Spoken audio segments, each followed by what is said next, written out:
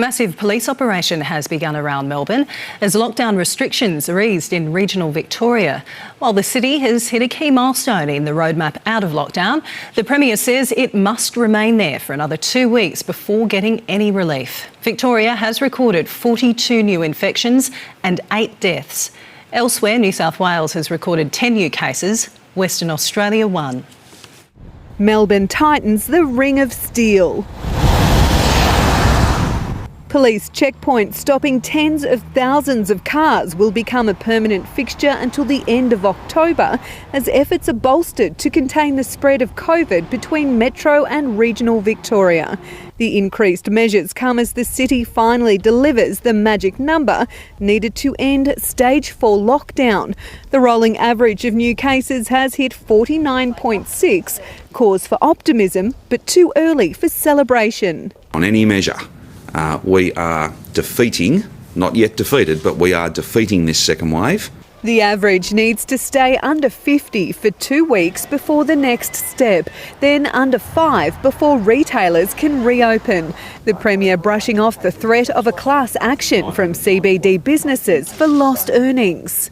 I'm focused not on those sorts of fights. I'm focused on getting these numbers down.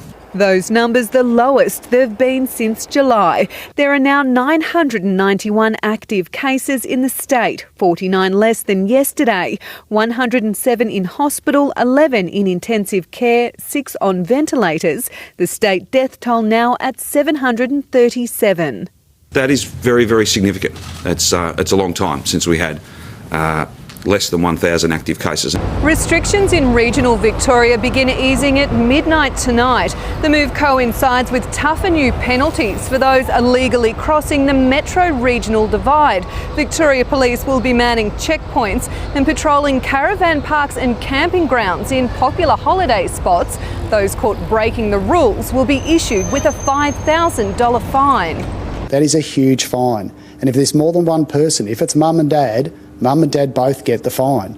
So that's close to $10,000 fine. Meanwhile, Chief Health Officer Brett Sutton has told the hotel quarantine inquiry COVID positive returned travellers were released without knowing they had the virus as tests were not mandated.